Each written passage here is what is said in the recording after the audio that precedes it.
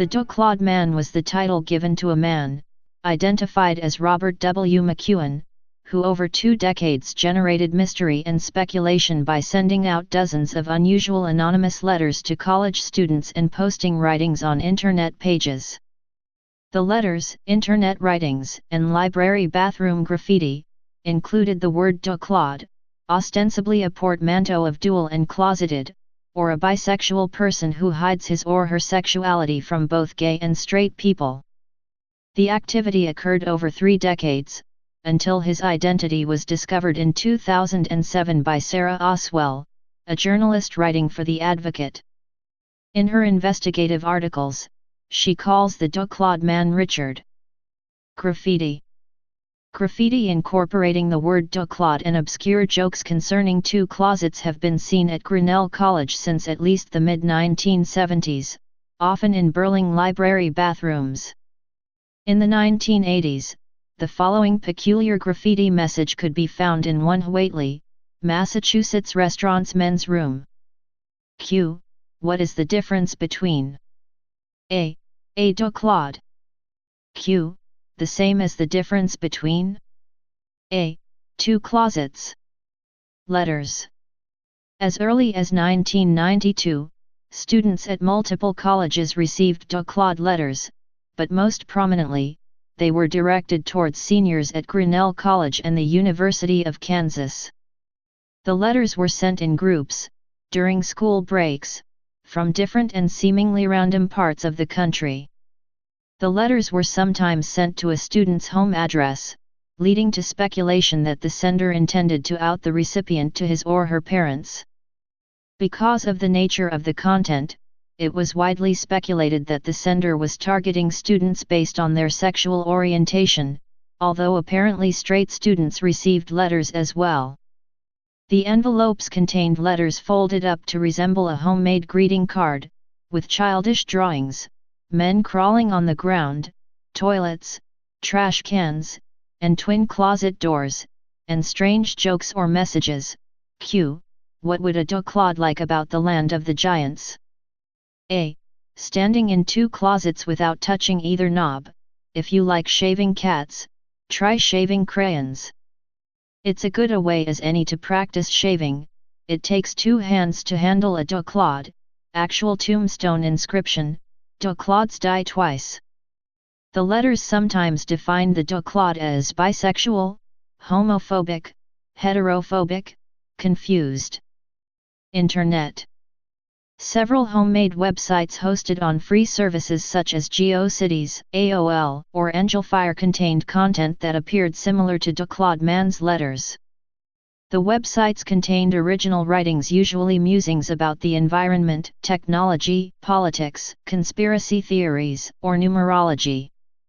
They also contained jokes, drawings similar to those found in the Duclod letters, information about organic gardening, or homemade programs written in Visual Basic.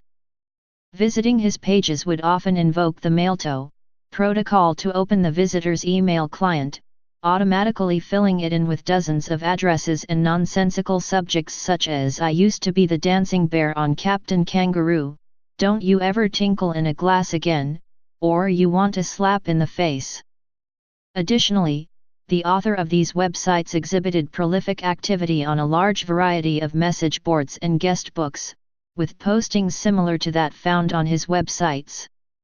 His AOL homepage at members.aol.com/shavescats is defunct but can be found using the Wayback Machine from the Internet Archive.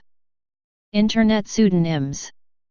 Richard used the following pseudonyms on his web pages and forum postings: Red Color, Pilldown Man, Chili Gum, Proctor's Loip, Chamo Howards, D Trapper, Gordon Craft. Recurring themes.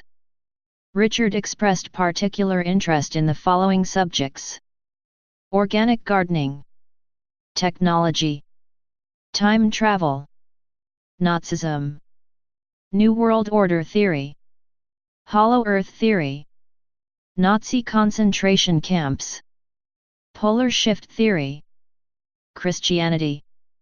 Transmutations of humans into dogs and half-human half-dog creatures called garb mutts. Bears and dogs. Same-sex marriage/bisexuality. Politics.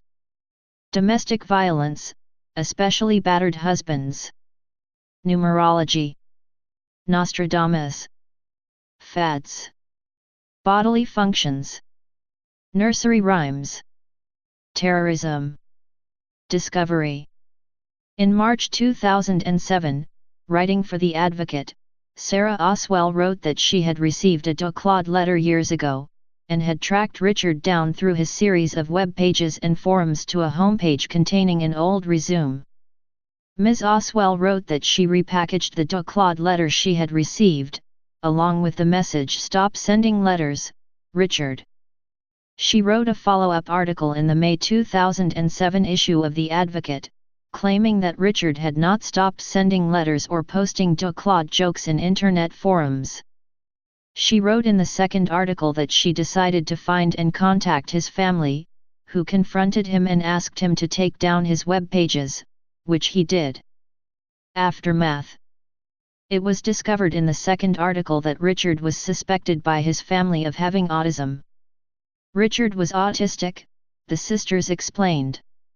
Or, they added, he had a mixture of problems that might be indefinable. He grew up in the 1950s, before anyone knew much about such disorders. They hadn't even heard about autism until Richard was in his 20s. He was intellectually normal, Janice said, maybe even above average, but emotionally he functioned like a 10-year-old. He was much better at communicating through writing than through conversation. He liked numbers and making up words. He was, she said simply, odd. Sarah Aswell, Finding the Duclod Man, Part 2. He was also quite reclusive and in failing health.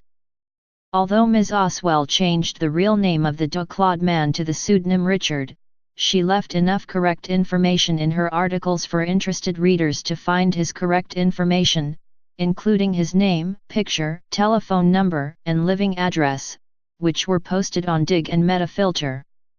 Shortly thereafter, messages such as the following were posted in his website guestbook. I am aware of your location. I am coming for you. Thousands of people who sort of hate you know exactly where you live. I hope someone does something with that address. Consider yourself dead, my friend. You will have much time to explore the male part of your bisexuality in prison. Don't forget to bring some chalk to your trials so you can mark off the days until you're paroled. When Richard removed his web pages, he posted an apology, which read, in part, I now fail to see the value of being human. I always got told the same things time after time and I just can't see any meaning to it. Some have told me I would never become a man. I always looked for others to feel superior to and really thought I could build myself up by putting others down, but it just doesn't work that way over the long haul, and I'm sorry for the pain I caused to others including Sarah Aswell, not sure I spelled it right, by going postal the way I did. Very remorseful. I was hurting people more than I realized. Don't blame my parents for all of this because I don't. My health is now failing and I don't have much longer to live anyway. I just don't get over things. In case anybody is thinking of doing me in, if we meet, I want to save him the trouble by doing it myself. I could easily do it with all the pills I have. I would also rather be dead than to go to any kind of prison.